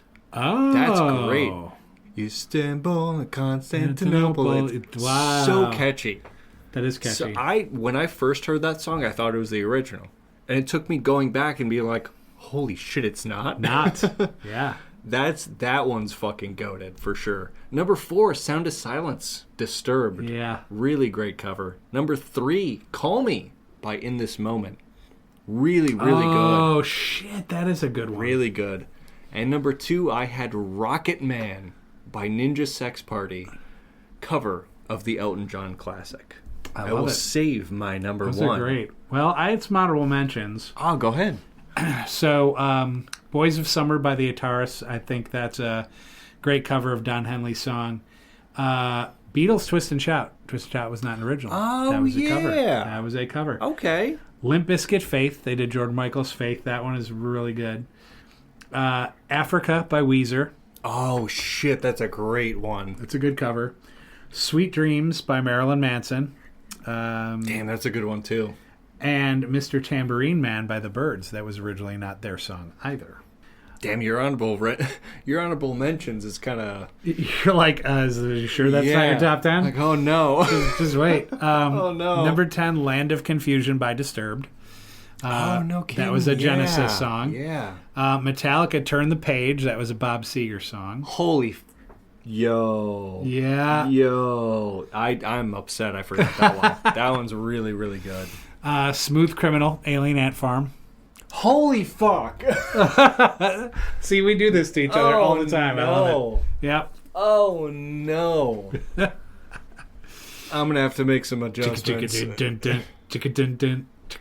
It's so good because the Smooth Criminal by Michael Jackson wanted to be a rock song. It did. And then it's like, I mean, you're a pop artist, so maybe. Right. And then Alien Ant Farm is just like, wait a minute. Hold my beer. Yep, absolutely. Eleanor Rigby by Letters from the Fire. That is a metal version of Eleanor Rigby. It's great. I feel like I've heard that. That's, yeah. Higher Ground, the Red Hot Chili Peppers.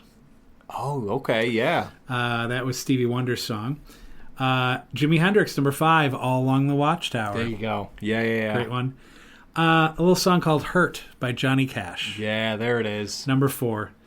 A song that was not penned by her, Respect by Aretha Franklin. No kidding. Yeah. That's a cover? Respect. Yes, that is a cover. And well, what does it mean to her? Sorry, go ahead. You know, Aiden, I'll be honest, we have 2 types of music here. Country and Western. Both kinds. Both kinds. Number 2, Green Manalishi, Judas Priest. Oh, shit. Okay. Yeah. I hear you. Uh-huh. All right, what's your number 1? I'm definitely adding Alien Ant Farm to... I'll tie it. Fuck that. Yeah. I'll tie it. Tied for first. Oh, damn. Let's go. Alien Ant Farm, Smooth Criminal. Okay. I cannot believe I missed that one. Yeah. Like, I was scouring my iTunes playlist. I'm like, oh, I know I've got good ones in here. And I narrowed it down. I'm like, I'm going to be good today. I'll narrow it down to 10. It didn't even hit my radar. Yeah. That would definitely be top 3, if not top 1, like I'm doing right now. Alien Ant Farm, Smooth Criminal. Tied with Hurt by Johnny Cash. Very good. Yeah. so good. I mean, if the original artist of the song comes along and is like, nah, it's his track now. Yeah. You know it was a good cover. Yeah. My number one is a tie. Sound of Silence, Disturbed, which you already mentioned. Yeah. And number one, tied with that, Metallica, Whiskey in the Jar. Oh, yeah. That is a good track. Yep. Oh, yeah. That is, I mean, the original's great, too, but that is a good track. Yeah. Well, yeah, Thin Lizzy does a great job with Yeah. it, but they did a good job. Damn, no kidding. Yeah. So That's cool. This was good. This was a fun. This was I can't believe I missed so many bangers. Holy. Yeah. The amazing thing is I plowed through most of these without even having to look anything up. I was just like, oh, that one. I'm like, okay, I'm missing a few. Yeah. And then I had to go to the Google machine. But yeah, I got a lot of these. That's crazy. Like, I just went into iTunes. I'm like, I know I've got really good ones in here. And I got a big list. I narrowed it down. I cannot... Like, the Alien Ant Farm one really bugs me. Because that's in my main, like, rock playlist. It really is. I hear that dozens of times. All the time. Yep. That's crazy. I attribute that as a song, not as a cover. Oh, sure. And I think that's why my brain maybe didn't click. That's crazy. So, we have 2 segments coming up. I was informed by Aiden that he is in some way has combined these 2. So I'm very interested to see what he's got. Oh, what could the segments be? I don't know. No, me neither. I don't know. Is this the last episode of Marshall? It might be. Have we forgotten? It could very Have we well be. forgotten what goes on? I did. Are we washed? I did. I'm washed. Are we chopped? I was chopped as of 1 hour and 32 minutes ago. So Aiden does these 2 down the Reddit rabbit hole and while you were sleeping. And I'm just going to see what he's got here. When I went down the Reddit rabbit hole, I love graphs. I love pie graphs and bubble graphs and Venn diagrams. I love diagrams. And I was looking for something tech-related that was positive. So, okay. My thought was, like, I would like to have an antithesis of our main opening dialogue. Yeah. Of, like, well, here's everything bad that's going on. Is there good? And the amount of articles and inquiries I found on the Reddit rabbit hole dive I went on of people asking, like, what are some really helpful, like, good free apps that I can find? That got me thinking. Going down this Reddit rabbit hole, I, in earlier this season, I believe, went down the open source software where I mentioned, I believe, Krita and open broadcast software and Audacity, everything like that we use to make this show possible. And I was thinking, going down this Reddit rabbit hole could be informative too. Sure. And while you were sleeping, while going down this Reddit rabbit hole, you missed a handful of free apps that are really, I would say, neat. Oh, okay. Neat. And some of them have ads, which, I mean, of course, you could just turn them on airplane mode or use an ad blocker. But most of them are, like, free, which I like. Now watch Aiden be like, there's this thing called ChatGPT. Yeah, right. Fucking right. Anyway, sponsored by OpenAI. Yep. The first one I have here is called Daylio. Daylio. It is a, quote, popular, easy-to-use mobile app for mood and activity tracking, functioning as a private digital journal, helping users understand patterns between their daily habits, their emotional statuses, through simple icon-based logging. So I've been using it for... I'm on a streak on Daylio for, I think, 2,500 some odd days. Oh, shit. Okay. I've been using it forever. I highly recommend it because, I mean, it's free. Free's for me. Sure. And you tap one of 5 icons between, like, awful, bad, mid, good, and great on, like, how you're feeling. Oh. And then you can attribute, like, what did you do today? You know, did I work? Did I do the Mark Mo show? Have I had a couple brewskis? Did I have a good meal? Did I go out? Like, what did I really do today that could have affected this behavior. You can check in multiple times per day. I usually check in 2 or 3 times a day, and it helps me track of like what actually makes me feel good. You know, of like sitting down recording for Aiden Spelled the Right Way or AK219 or doing the Mark Mo Show has upward trends. Going to work or not sleeping enough tends to have downward trends. Sure. Interesting how that works. Yeah. So it's free, and it allows introspection where you maybe don't take that time during the day to do so. And even if just opening an app and taking 2 minutes of your time to be like, okay, how am I really feeling? What have I really done in the last 6 hours? Sure. Yep. Highly recommended. The next one I got here is called TuneIn. TuneIn. It is formerly known as TuneIn Radio. American Internet. We opened it. We opened the show mentioning this. Yeah. American Internet Radio and Podcasting Service, offering access to various different radio stations as well as on-demand content. It does have ads, which, I mean, of course, is how they, as a company providing this service, make their money. But I find it very, it has utility, because sometimes you're outside of range of a radio station you want to listen to. Yep. Or there's someone that uploads to TuneIn that doesn't upload to Spotify or something, which is rare, but it does happen. It's free access to content. You know, it does have ads, but I mean, fuck, YouTube has ads, so it's along the same vein. But I just wanted to mention that is specifically useful, where YouTube doesn't get radio signals. You know, the next one I want to mention is the Merlin Bird ID app. Oh, okay. Free mobile app from the Cornell Lab of Ornithology that helps you identify birds by sight or sound. I love this. I've never fully gotten into bird sighting, but I love like seeing birds and being like, oh, what is that? Sure. And you can open up the app on your phone, and it'll open up like this spectrogram of like, it'll tap your microphone,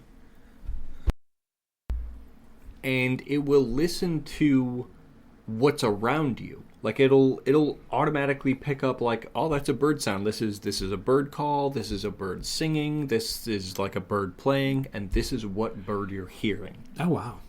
And it'll pick it up. It'll like, you can record for however long. Usually I'll just sit outside and like record for 60 seconds and be like, oh, who's around? It'll be like, oh, a cardinal was heard here singing, and like a barn wren was heard like doing a mating call or something over here. I'm like, wow, that's kind of fun. That is fun. It's just neat. Another one you can get for free is called PlantNet, free citizen science app for smartphones that helps identify plants. You can take a picture of a leaf or a flower or a stalk, and it'll be like, hey, we're like 78% sure this is a goldenrod. I'm like, oh, cool.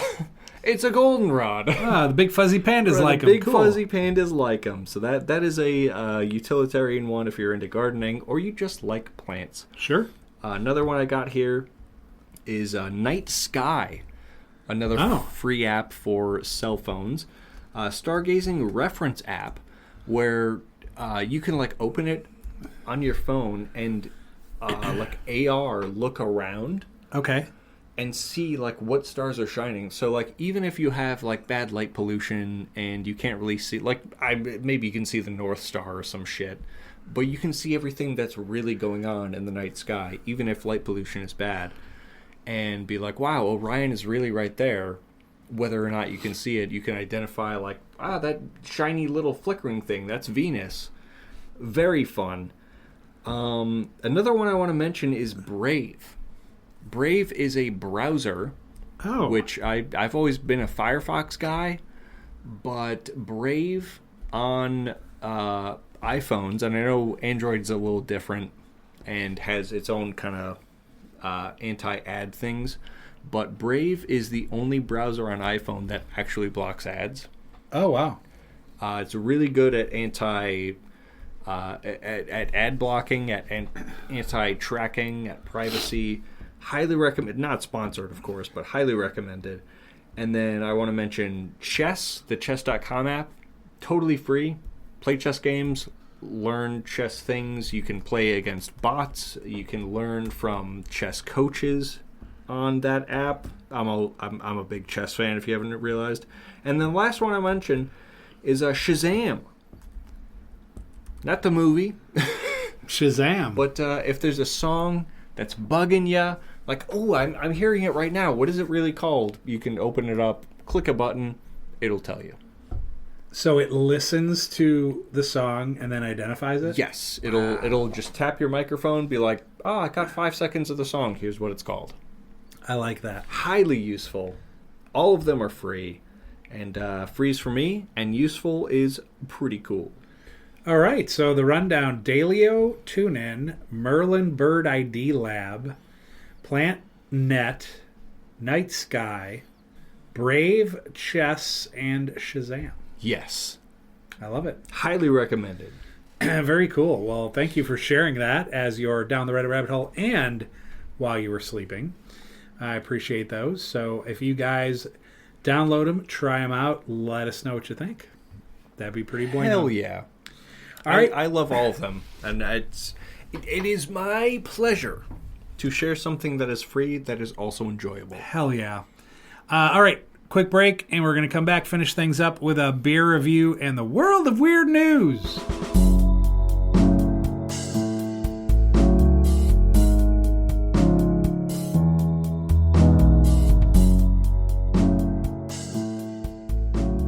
All right, we are back for the home stretch. I swear, I wish we recorded half the shit we do off air. Unbelievable. It's a fever dream. It really is. Yeah, it's crazy. But the people will never know yeah, about us butt-ass naked shitting in the schlooping, which is sleep pooping in the woods. Waking up feeling rustic. Smelling a little rustic. A little rustic. Oh boy. Well, that's our cue to talk about beer. We do summarize things well. Indeed we do. This is our beer review. The official beer review. Beer review here on the Mark Mo Show podcast. And today, we've got a little nitro. No. Got a little nitro. Why don't you tell the fine folks about it? Oh my goodness, it's nitro. It's nitro. Thanks. Bye. It's nitro. Thanks for listening. It's nitrogenated. Yes. Which I always found weird because when things have hydrogen in them, they're hydrogenated. And when things have nitrogen in them, they're nitrogenated. Shouldn't it be nitrogenated? Okay. Or hydrogenated? Sure. Why is one different? Probably spelling. No. I disagree. I'm pulling the trump card and saying no. Don't ever use that name.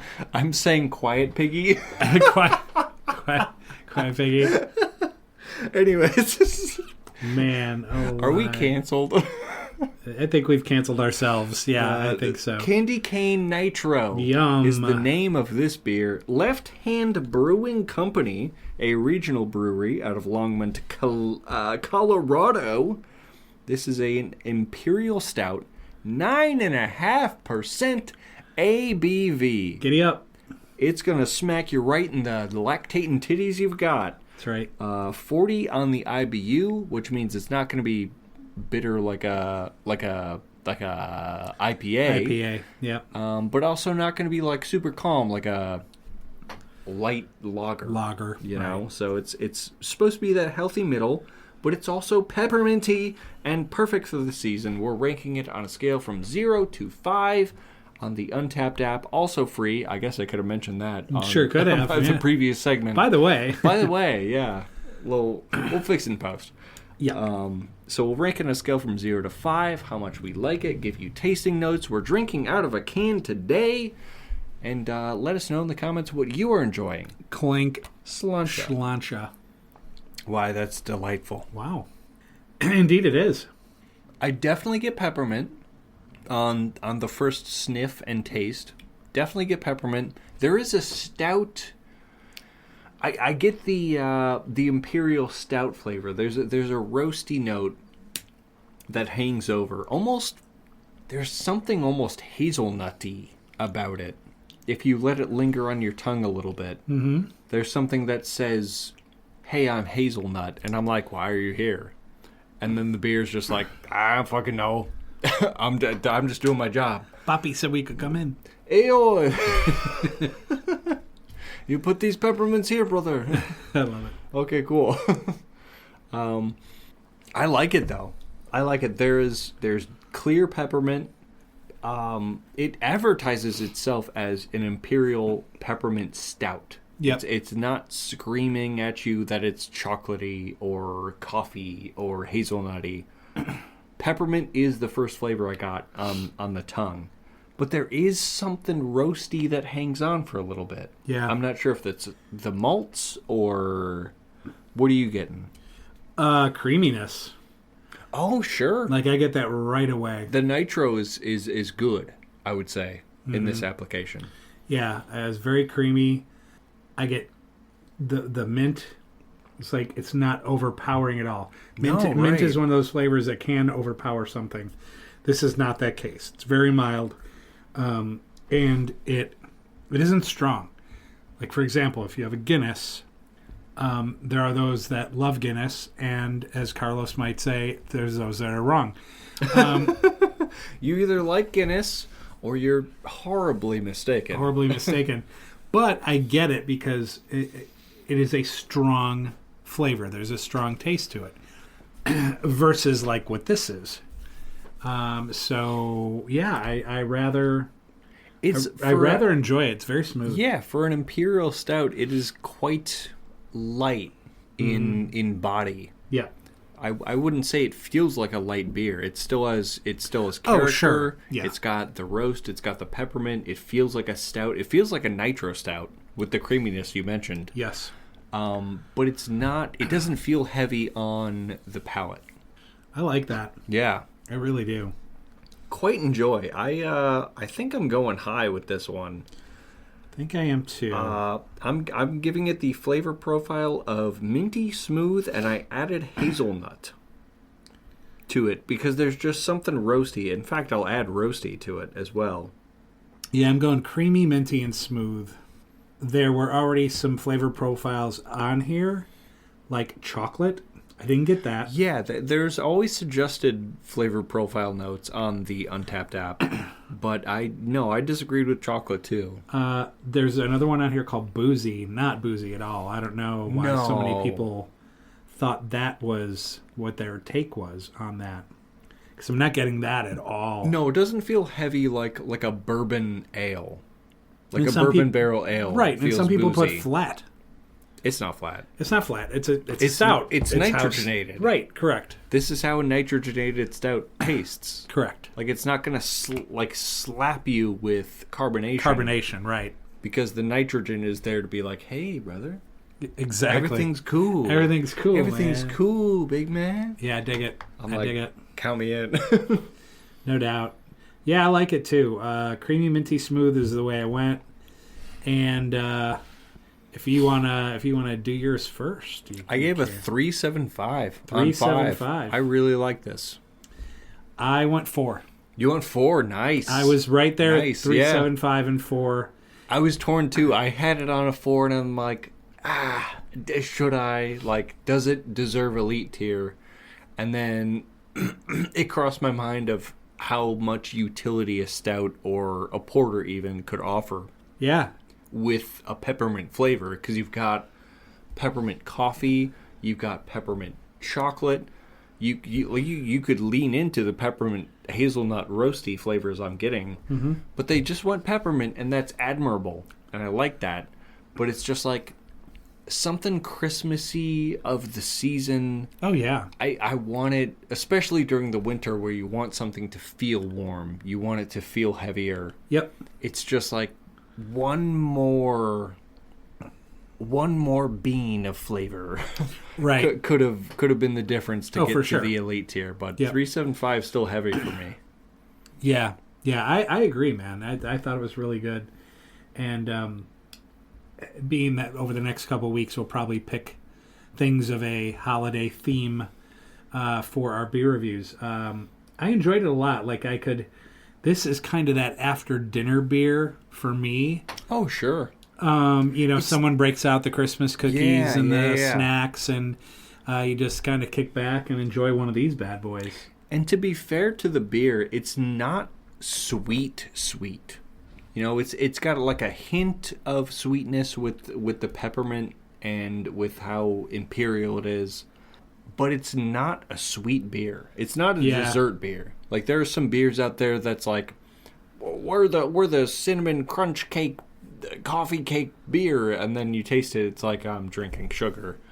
Correct. This is not that. This is like really pleasant. It really is. I agree. It doesn't feel heavy, doesn't feel sweet, doesn't feel sugary. It's just like you're getting exactly what they advertise. It's a peppermint milk stout, and I like that. Yeah, I do too. I liked it a lot. So give it a try. We're here in Valparaiso, Indiana, so I know that we've got that. We get these boys all the way from Colorado. So if you're listening in the big old contiguous United States, you probably have a shot of getting them. Yeah, I would say so. Not sponsored, but recommended. You've got recommended an average of a 3.8 some odd. Right. Yeah. Between us. Yeah. So definitely try that out.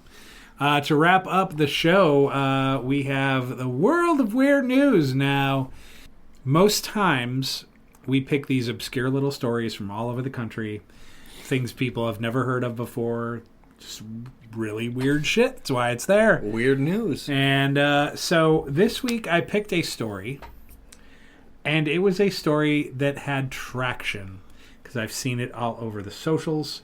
I've seen it in the news, but I captured it early in the week, and I thought, this is it. This is it? And the rest of the world must have thought so too.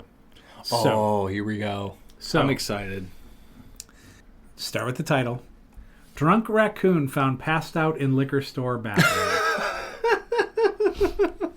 And when I mean go to the Google machine, it's everywhere. I didn't know they nicknamed me Raccoon, but okay. Yeah, well, there you go. Here we go, Rocky.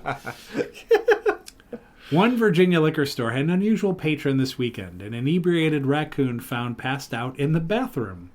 According to the Hanover County Animal Protection and Shelter Authorities, found the masked bandit collapsed in the... Masked bandit. I love it. Writers, I love you. Collapsed in the bathroom of the Ashland ABC store Saturday morning, where the furry burglar had ransacked the shelves and drank multiple types of alcohol. In a social media post, officials said they took the very intoxicated raccoon back to the shelter to sober up. Oh my God. Before releasing him back into the wild after a few hours of sleep and zero signs of injury, other than maybe a hangover and poor life choices. He was safely released. Also known as my average Saturday. Average Saturday. He was safely released back into the wild, hopefully having learned that breaking and entering is not the answer. Oh my God. The Hanover County Animal Protection and Shelter helps rescued animals if they are found in the wild. The shelter provides veterinarian care for homeless or unwanted animals until they are adopted or placed with an animal rescue organization. God bless the Hanover Animal Shelter and what was the full name? Animal Shelter and Rescue. Hanover County Animal Protection and Shelter. God bless them. If you're in Hanover County, give them a couple bones. Yeah, for sure. Give them a couple bones. See what they need. Couple blankets. You know what I would have loved? Dog food. They're trying to sober this thing up, and the raccoon's coming to, all wobbly, and they sit there and they brew a pot of coffee. Oh, that would have been amazing. Now, little guy, you're gonna need a cup of Joe. Little cup of Joe. He's like, oh man, like he picks it up. Like I've always been fascinated by the little raccoon hands when they like grasp things. Yeah, it's almost humanoid. Yeah. Because of, like dogs and cats, they don't have that like dexterity to pick up and interact with things. Correct. Where raccoons kind of can. Kind of can. Can. So I want to see like a tiny raccoon-sized cup picked up by a little raccoon. Just drinking coffee. His eyes half closed like I hate life. Can't believe I got to go to the fucking FedEx tomorrow. Oh, this is bullshit. All right, what do you got, man? I got a little short story. I've got one here. And there's a little story behind the story. I heard of this headline. Okay. From listening to the radio. Okay. Because sometimes Bluetooth doesn't work, blah, blah, blah, whatever. I was listening to the radio in Chicagoland, and I heard this headline. They mentioned the headline. I'm like, oh, I'm in. Okay. Rockford man. Not as impactful as Florida man, but Rockford man arrested after waving rifle from car, believed women, quote, like these things. Oh, wow. This story comes from a Chiffon Claiborne. This comes out of Rockford, a WTVO station. A man reported to have been waving a rifle around while hanging out of an SUV early Friday. Told police he had done so to increase his chances of having sex with the women in his car. Rockford police officers were called to the 200 block of West State Street around 12:30 a.m. Friday after receiving a complaint of a man hanging out of the window of a black SUV waving a gun around. Wow. Officers arrived on the scene, were immediately approached by Sabah Bonilla, 27 years old, who stated he had been in the vehicle. A black Smith & Wesson M&P 1522 caliber rifle, which was designed to look like an AR-15, but isn't. Wow, okay. In plain view in the back seat of his car. According to officers, a magazine containing 30 .22 caliber rounds was found inside his left pants leg. Holy crap. Near his ankle. As they arrested him, said that Bonilla had told them he had the weapon because he was, quote, attempting to have sexual relations with the female occupants of the vehicle. Oh, no. He went on to tell police he thought having the firearm would increase his chances of success, as he believed women liked these things. Oh, no. Oh, no. Bonilla's been charged with aggravated unlawful possession of a weapon and has had 4 prior weapons offenses in the past. His court date is for December of this year, 2025. Wow. God bless Rockford. You guys are unique. Hey, man, just you pull out your gun and you take a shot. You know, that's you gotta take your shot, you know. Gotta take your shot. That's life lesson right there. You know, that's how things work in Rockford. That's the Rockford way of life. It's the Rockford way. It really is. Holy. And hopefully authorities understood that. They're probably, oh, man, this guy's just trying to get a date. Yeah, like, they should have just let him go, really. Really. It's like, you got 4 priors, but... Yeah. You let him I go. hear ya. I hear ya. You know, it's got to be something women like, right? Oh, yes, so for people sure. say. But that was awesome.